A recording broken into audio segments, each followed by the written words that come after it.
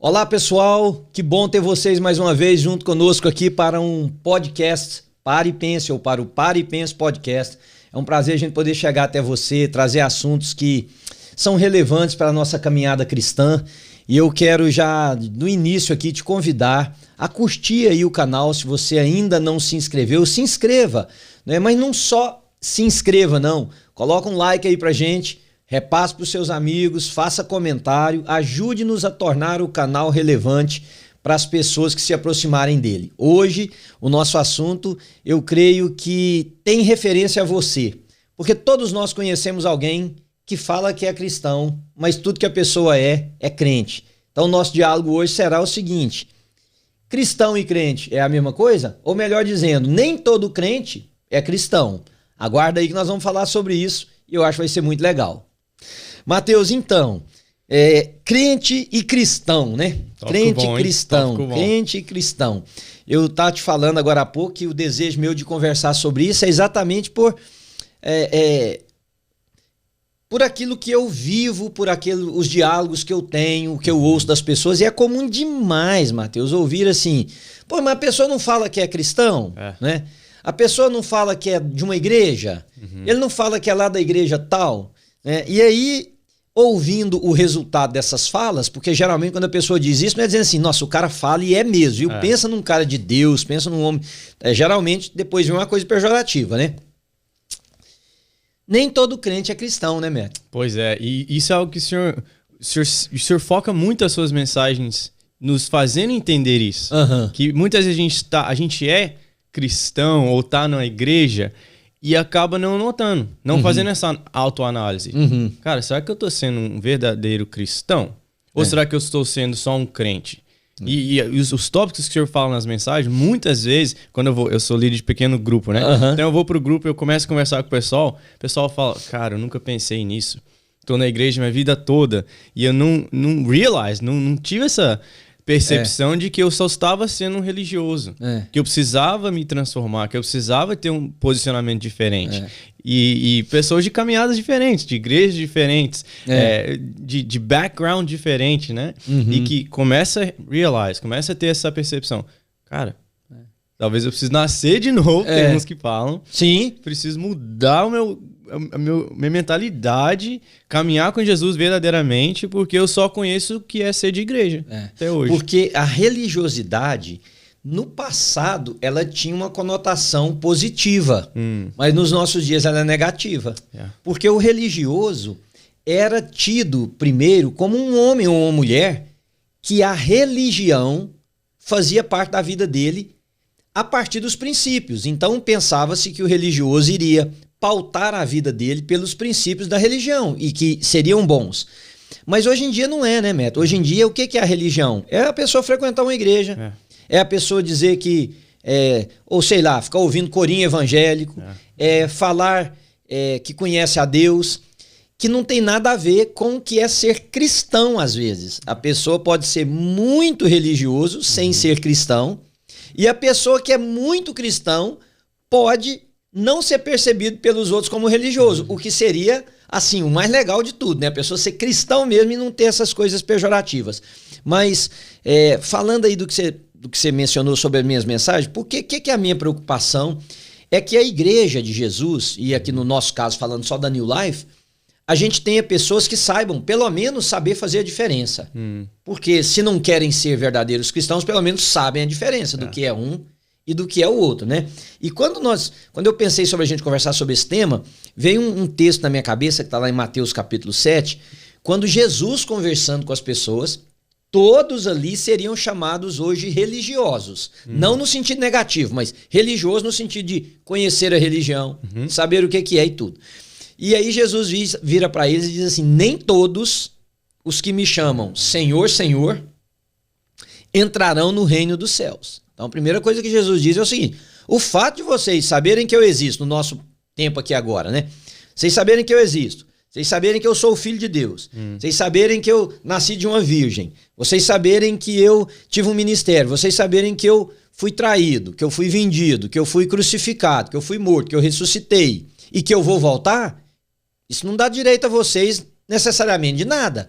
Vocês saberem que tem céu, vocês saberem tudo de uma religião. Não tem nada, porque ele está dizendo, nem todo mundo que me diz Senhor, Senhor, ou seja, um ato de obediência, um ato de aparente obediência e tudo, não vai fazer vocês entrarem no reino dos céus. E aí ele diz assim, mas apenas aqueles que de fato fazem a vontade do meu Pai que está no céu. Então, aí tem um diferencial que a gente vai voltar nisso, eu quero até te ouvir. Mas aí, o que ele fala assim? No dia do juízo final, muitos vão dizer, Senhor, Senhor, não profetizamos em teu nome? Não expulsamos demônios em teu nome? Não realizamos muitos milagres em teu nome? Eu, porém, responderei, nunca os conheci. Afastem-se de mim, vocês que desobedecem à lei.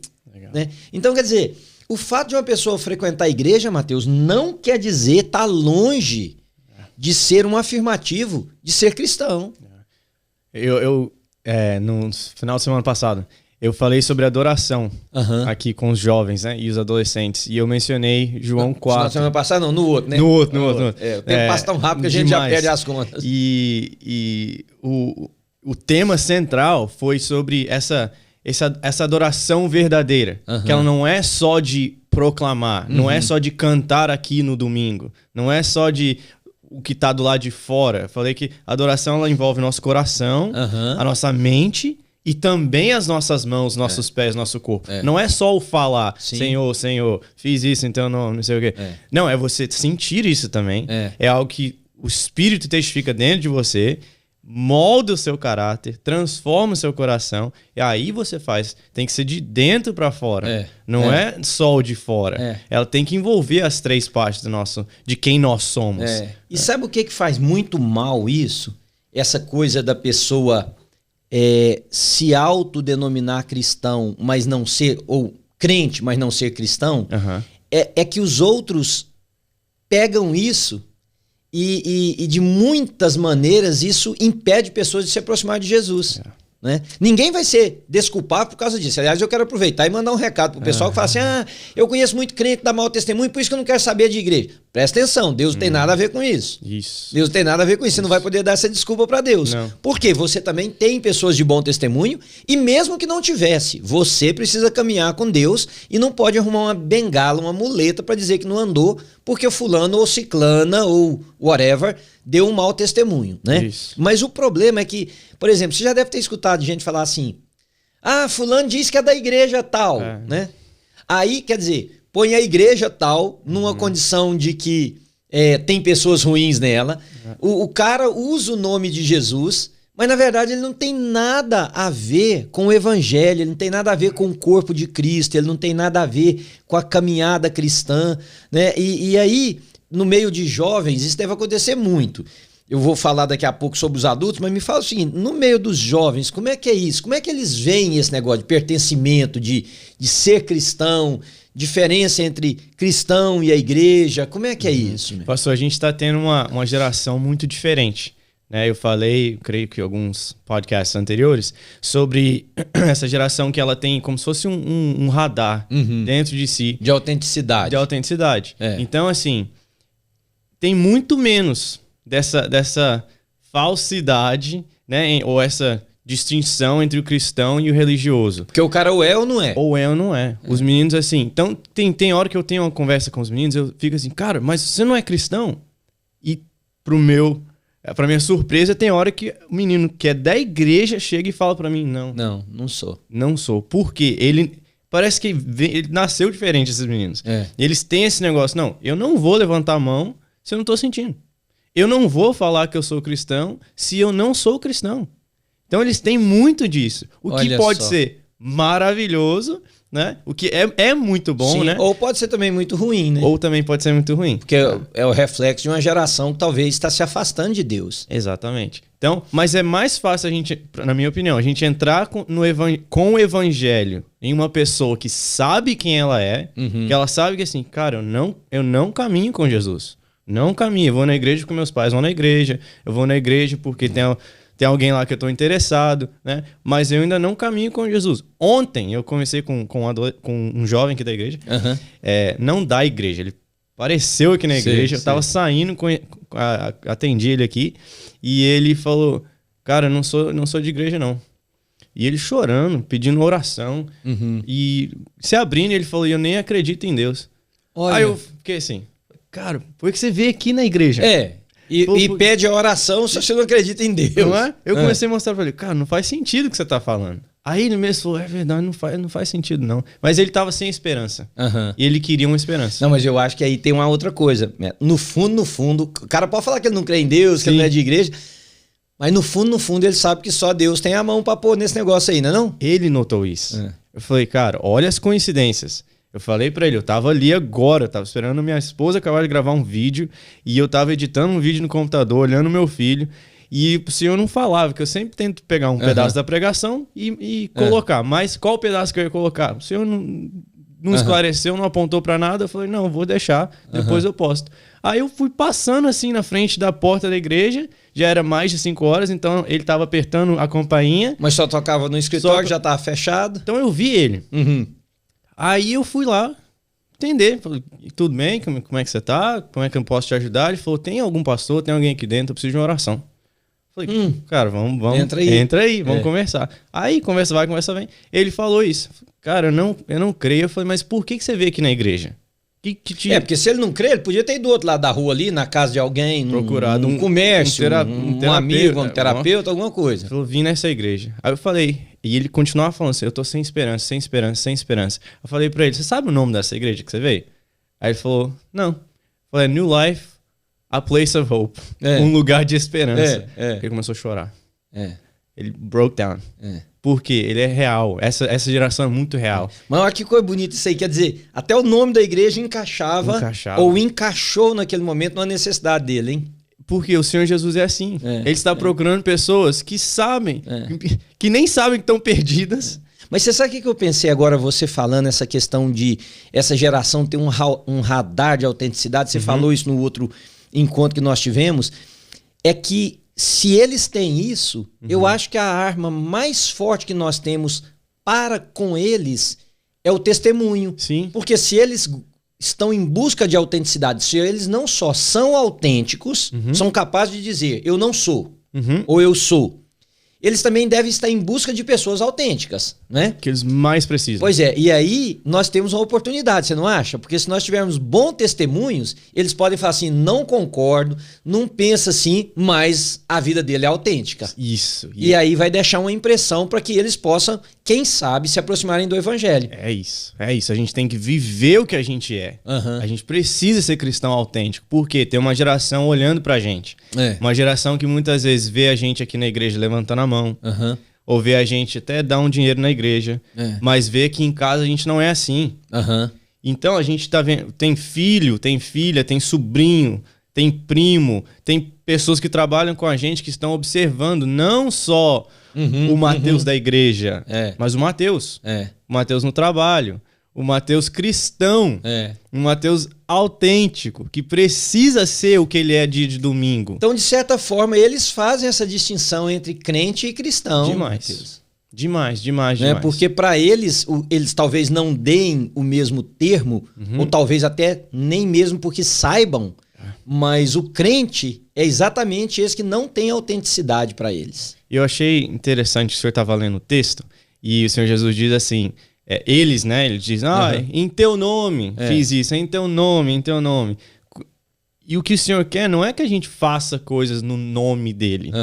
Para mim, o convite maior da Bíblia é que nós andemos com ele. Sejamos dele, Sejamos dele. Então, sim, o convite do Senhor Jesus, primeiro, o que ele falou? Vem e me segue. Siga-me, follow-me. Porque no texto mais abaixo tem um versículo que diz que se você ouve e não pratica, você é tolo. É assim que o texto fala. Então essa coisa da gente...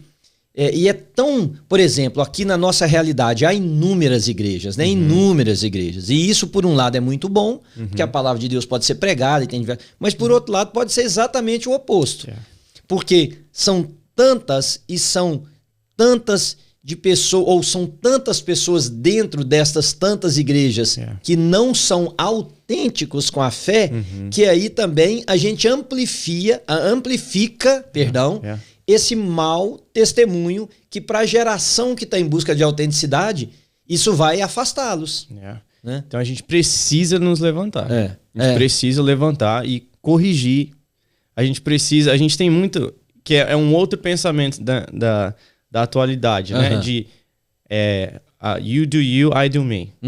Então, assim, eu tomo conta da minha vida, você da sua. Então, a gente é muito... Porque para eles não há essa inter-relação, para eles não é importante.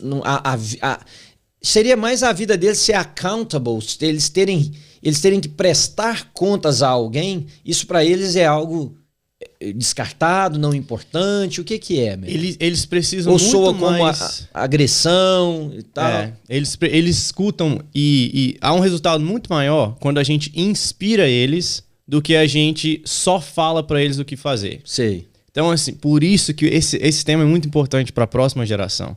Para nós que estamos ouvindo, né? Talvez tem pessoas mais velhas, mais maduras ouvindo. É muito importante a gente entender. Eu sou um exemplo para a próxima geração. Por isso que é importante a gente inspirar essa geração. Né? Por exemplo, eles não vão necessariamente ouvir um professor da escola, né? Que pode até dar um conselho bom para eles, se eles não forem inspirados pela vida daquele professor. Então, se é um professor que não tem uma estabilidade emocional, um dia ele tá bravo, outro dia ele tá assim, eles não vão. Se um dia esse adolescente ou jovem tiver um problema na escola... Não é com esse professor que ele vai se identificar e nem talvez ouvir. Não. Mas a colocação que eu fiz antes de você falar isso foi que nós estamos criando dois problemas, né, Médio? Porque a gente evita eles agora e impede da próxima geração estar andando com Jesus. Porque o problema, por exemplo, agora falando estritamente como pastor de uma igreja, existem inúmeras pessoas que vêm na igreja que eu sou pastor, como eu sei que em todas as outras, que eles prejudicam a igreja com a vida que eles levam. E é uma das porque muita gente liga a vida deles à igreja. Às vezes as pessoas nem são da igreja. Nem são da igreja. Vem uma vez ou outra. Tem uma pessoa aqui por perto. Interessante demais. Eu ia em lugares e alguém falava assim pra mim: ah, pastor, eu não sabia que fulano era lá da sua igreja. E eu brincava. Eu falei, nem eu. Por que você tá falando isso? Não, porque ele fala que fala pra todo mundo. Fala, não. Foi lá uma vez, 4 anos atrás, por exemplo, ou voltou uma vez, 2 anos atrás, alguma coisa assim. Só que, quando a atitude dessa pessoa é ruim, ele não só compromete a comunidade de fé que ele está, como ele compromete a possibilidade das pessoas falarem assim, poxa, vale a pena andar com Jesus. Tem que andar com Jesus. Eu vou buscar a Deus, né? Então, como pastor de uma igreja local, eu acho que estas pessoas vão ser responsáveis diante de Deus.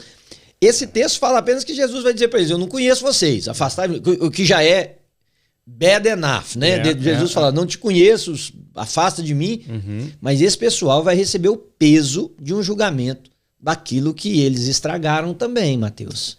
Pastor, eu me lembro da época que meu pai falava muito, né? Eu não peguei muito do meu avô, peguei alguns anos, mas o que o meu avô ele se converteu, e ele se tornou um cristão. E o meu pai falava assim, Mateus, você não conheceu o seu avô antes de Jesus. Meu pai falava de histórias da infância dele, né? Que ele apanhava, que meu avô era militar, que todo mundo na cidade pequena, que conhecia ele. E meu pai só chegava e falava, não, sou filho do Cirinho. O pessoal vai ficar assim, não vou mexer com esse menino, não. Porque ele era bruto, ele era violento, ele era... E pra mim, falou, pai, que isso, pai? Isso não é meu avô, não. Nunca. Porque você conheceu ele uma outra pessoa. Eu conheci o meu avô cristão. Eu conheci o Ciro da igreja. Que andava com a Bíblia, que orava, que tinha um coração quebrantado. Meu avô que... Eu falava assim, eu sou filho do Ciro. O pessoal fala, não, depois ele paga, não tem problema nenhum. Que tinha valor na palavra dele. É isso aí. Você lembra quando o pessoal falava assim, eu sou cristão. Não, tá tranquilo. Eu sou bem mais velho que você, eu me lembro da época em que, menino, eu que não era cristão, né, eu não conhecia Jesus, assim, mas o cristão, principalmente naquela época, falava muito do protestante, né? A pessoa é protestante. A palavra do cara tinha peso. A moral dele era íntegra. Hoje, a pessoa frequenta uma igreja, até às vezes é membro de uma igreja, se filia a uma igreja, mas o cara é caloteiro, não paga as dívidas dele, não paga os funcionários, não paga quem trabalha para ele. Será que essa pessoa não entende que ele está fazendo 2 mal? Ele está fazendo um mal para aqueles. Aliás, ele está fazendo 3. Né? Um para eles, o outro para a comunidade de fé dele e o outro para ele, em última análise. Né? Porque eu sei que ser honesto é coisa de caráter, eu sei que ter palavra é coisa de caráter, eu sei que compromissos é coisa de caráter, mas para nós que somos cristãos, se tornam a mesma coisa, não há diferença. Então, embora ser sério com a palavra é uma coisa de caráter, para nós que é cristão, é uma coisa de ser cristão. Por exemplo, você falou aí um negócio, eu dificilmente eu chego atrasado em qualquer compromisso meu. Eu sofro porque eu chego antes da hora, ou eu chego na hora e as pessoas atrasam, enfim. Mas eu me lembro uma vez, quando eu comecei aqui a plantar a New Life, e conversando com uma pessoa, a pessoa chegou bem atrasada no culto. Aí, aquela conversa de igreja começando, eu falei assim, mas por que você chegou atrasado? Você trabalha e tal? Ele falou, não, pastor, eu vou na igreja já tem um tempo. Tem várias igrejas que o horário é só uma referência. A gente chega, o culto demora, sei lá, 15 minutos, 20 minutos a mais para começar, meia hora. Aí eu falei assim, mas aqui se você chegar assim, toda vez você vai perder um pouco. Porque a gente começa no horário. Porque eu acho que nós estamos deixando um marco, olha, porque se horário não fosse horário, fosse referência, a gente não precisa marcar. Não, vai, por volta das 6 nós estamos lá, por volta pode ser antes, pode ser depois, né? Então, precisa haver, Mateus, um avivamento no meio dos crentes para que muitos deles se tornem cristãos. Eu contei, eu acho que eu contei isso aqui, e minha esposa estava num determinado lugar.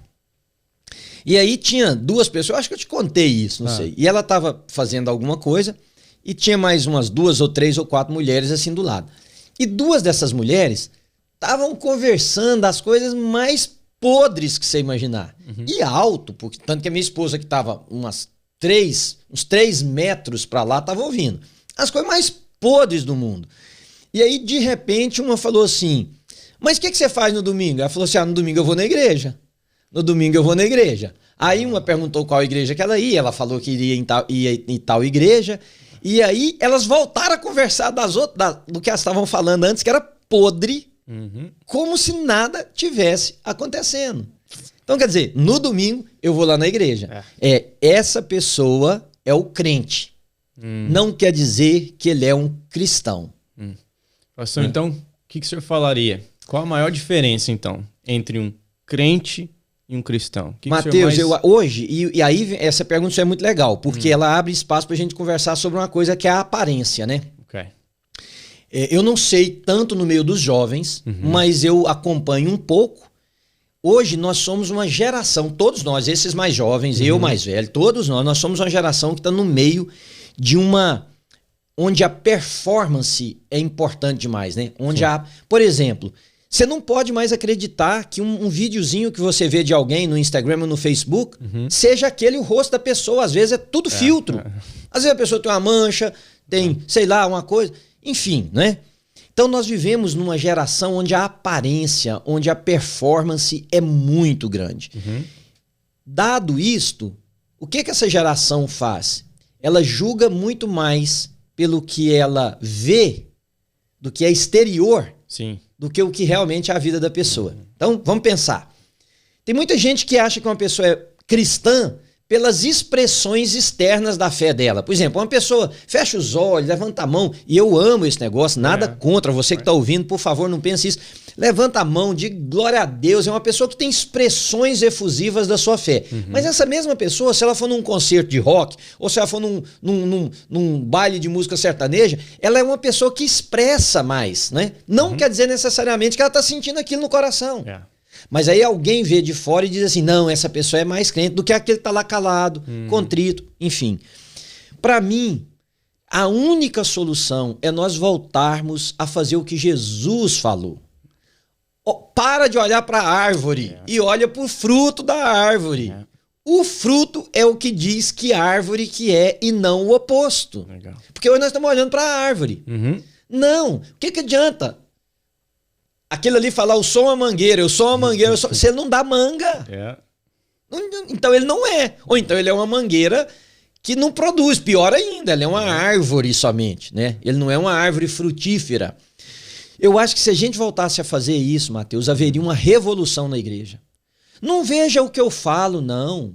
Veja como é que eu me comporto diante das crises, diante dos embates, como é que eu lido com a minha família, no caso eu que tenho família, né? Mas se a pessoa for solteira, como é que ele lida com a vida dele? Como é que ele trata a sexualidade dele? Como é que ele usa o dinheiro? Nós estávamos falando aqui agora há pouco. Eu te disse, eu não ganharia dinheiro naquilo que eu não aprovo moralmente. Por quê? Porque eu acho que é contraditório. Imagina, as ações de armamento tá subindo demais agora por causa dessa guerra aí, né? Demais. Então o pessoal tá, vou pôr o dinheiro lá. Não, mas você concorda com a guerra? Você acha que a guerra é justa? Não quero nem saber, eu não tô lá, eu não tô matando gente, eu não tô... Não, seu dinheiro está impulsionando a indústria bélica. Ah, mas se não for o meu, vai ser dos outros. Ué, que seja dos outros. Que seja então dos outros. Se moralmente... Agora, se eu penso que a guerra tal, então põe seu dinheiro lá. Agora, se não faça isso. Eu não faço. É a mesma coisa que houvesse, então, um investimento na Bolsa de Valores de prostituição. Exatamente. Vamos supor que houvesse, né? Vai dar dinheiro demais, mas você concorda? Você acha que deve ser assim? Então, se você concorda, põe lá o seu dinheiro. Agora, se você não concorda, por que você vai colher, você vai se beneficiar dos frutos de algo que você não concorda? Então... Comecem, né? As pessoas, se elas começassem a olhar para a vida da pessoa, não para o tipo de roupa que ele usa, não pela conversa, porque às vezes, Mateus, eu confesso para você, eu tô ficando com problema com esse negócio, sabe? Porque eu vejo as pessoas ficam com essa conversa de crente, mas não tem nada de cristão. Então olha para a vida, olha, assim, nos momentos mais comuns, tá bebendo um café, tá em casa, saiu, no caso vocês aí que jogam bola, só para jogar bola. Aliás, dizem que a quadra, o campo é um lugar muito bacana para ver. Demais. Quem a pessoa é nisso, né? Demais. Mas olha no dinheiro, olha na lida de como é que ele trata quem ele ama, como é que ele recebe críticas, como é que ele resolve um problema. Como é que ele resolve um problema? Estava conversando com uma pessoa muito próxima a mim que passou um momento de dificuldade com igrejas e com a caminhada dele com Deus. Na verdade, foi a caminhada dele com Deus. E ele me contando de um problema e de uma reação que ele teve. E aí ele contou e tal. Eu disse assim para ele, falei, mas você acha que essa reação que você teve reflete um cristão? Aí ele parou. Falei, não, porque veja, você poderia ter dito pro cara tudo que você precisava dizer. Tudo. Mas você partiu pra agressividade. Por quê? Porque você tá com a ira contida no seu coração aí, que tá só procurando, é igual panela de pressão, tá procurando uma válvula de escape. E ele disse assim, não, é verdade, eu tô me tornando um homem que eu nem me conheço, né? Então, se a gente começasse a olhar para os frutos, Mateus, valorizasse as pessoas pelos frutos, e hoje eu e você utilizamos, e tem que utilizar mesmo, aliás, nós estamos aqui agora gravando, mas esse negócio de mídia social, isso é uma faca de dois cortes, porque do outro lado, Mateus, o que pessoas falsas conseguem, se passando por bons, por corretos, por cristãos, mas porque tem uma produção adequada, não está escrito. Você deve ver perfil que você... Eu já olhei perfil que eu falo assim, eu não entendo. Como é que essa pessoa tem esse número de seguidores aqui, ó? Porque o que a pessoa produz de vida não tem nada a ver com o que ela fala. Mas nós estamos vivendo num tempo em que as pessoas estão ávidas por isso, pela performance, enfim, né? Pastor, e se uma pessoa que esteja ouvindo a gente conversar aqui agora começa a sentir, cara, eu acho que esse aí sou eu. Eu acho que bom se isso acontecesse. Louvado seja Deus. Eu acho que eu tenho sido mais o da igreja do que o de Cristo. Não sei se eu conheço o Senhor Jesus, não sei se... eu tô caminhando com ele. Não sei se eu consigo olhar para os frutos da minha vida e dizer, isso aqui, ó. Isso aqui. O fruto, não o que eu tô postando. Não, o meu fruto tem mostrado que eu estou conectado com o Senhor Jesus. O que uma pessoa dessa deve fazer? Mateus, você lembra de um texto que está lá em Apocalipse, quando nas cartas às igrejas, a primeira é a igreja em Éfeso. Sim. E João diz, pelo Espírito, lembra-te, pois, de onde caíste e volta à prática das primeiras obras, antes que eu venha e remova de ti o teu candeeiro. Quer dizer, se Deus fizer uma pessoa pensar o que nós estamos conversando aqui, já valeu todo investimento nesse podcast. E essa pessoa simplesmente dizer assim, eu preciso lembrar de onde é que eu caí. O que é que está me transformando? Como eu disse pro meu amigo, o que está me transformando nessa pessoa? Eu não sou essa pessoa. O que está me transformando nisso? O que está fazendo? E essa pessoa parar e ela realize, ela entender que ela precisa voltar para Jesus. Só a caminhada com Deus é muito mais simples. Só que ela é mais simples não quer dizer que ela não seja mais profunda. Sim. Ela é muito mais profunda. Só que a profundidade é o que desafia. Não é a simplicidade, é a profundidade. Então a pessoa confunde profundidade com simplismo. Né? Não, ser simples e profundo deve ser o nosso alvo. Agora, para ser profundo, eu preciso reconhecer erros, eu preciso pedir perdão, eu preciso mudar atitudes, eu preciso levar prejuízo. Como nós estamos dizendo aqui, ó, você é meu amigo, você está investindo ali numa coisa que moralmente nem eu nem você acreditamos, mas você só quer o dinheiro, você vai e eu fico de cá olhando e falo, não vou. Então significa perdas, né? Mas o que eu digo para uma pessoa dessa? Hoje pode ser o dia dele voltar para Jesus. Hoje pode ser o dia dele voltar e dizer o seguinte, eu vou corrigir minha vida, passo a passo. Porque antigamente a gente via como a regra da igreja. Né? O que a igreja dizia que pode, o que a igreja dizia que não pode, não pode. Eu tenho até uma mensagem que eu falei sobre isso. Sim. Como é que o que não podia agora pode? Como é que a gente vai saber o que pode e o que não pode então? Não, essa baliza é o Espírito de Deus no coração e é a palavra de Deus. Né? Então se essa pessoa começar a voltar pouco a pouco para Deus, o Espírito vai... Você sabe, eu sei, que o Espírito vai falando com a gente. Né? Sim. Manuel, isso aqui não convém, isso aqui não é desse jeito.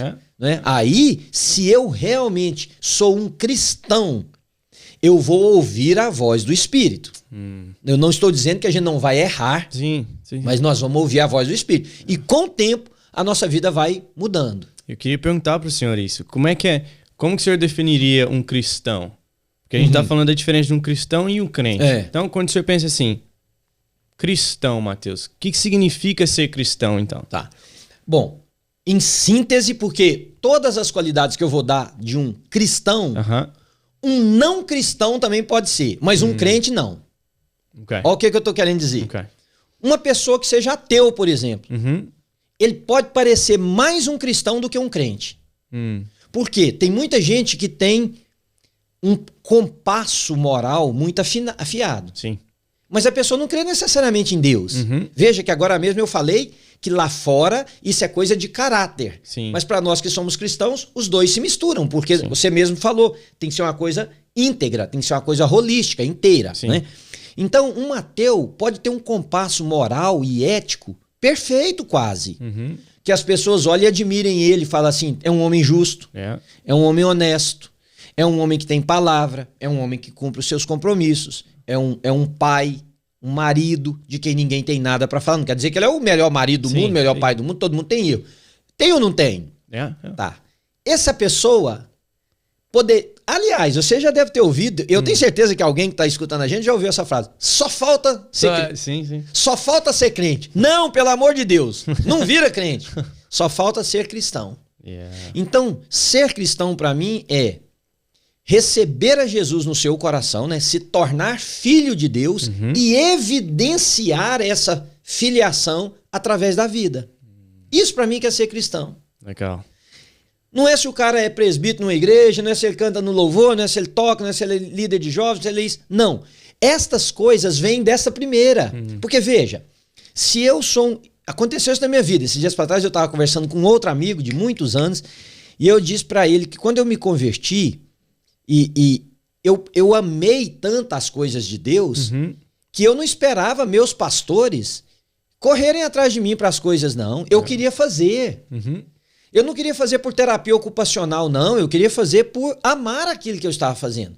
Então, veja, se eu me torno cristão, eu conheci Jesus, Jesus entrou na minha vida. Por isso, quem está ouvindo a gente, o que você precisa? De Jesus no seu coração. A pessoa precisa de pedir a Deus para entrar na vida dele, perdoar pecados. Ok. Passo número 2, ouvir a voz de Deus e evidenciar essa voz. É isso.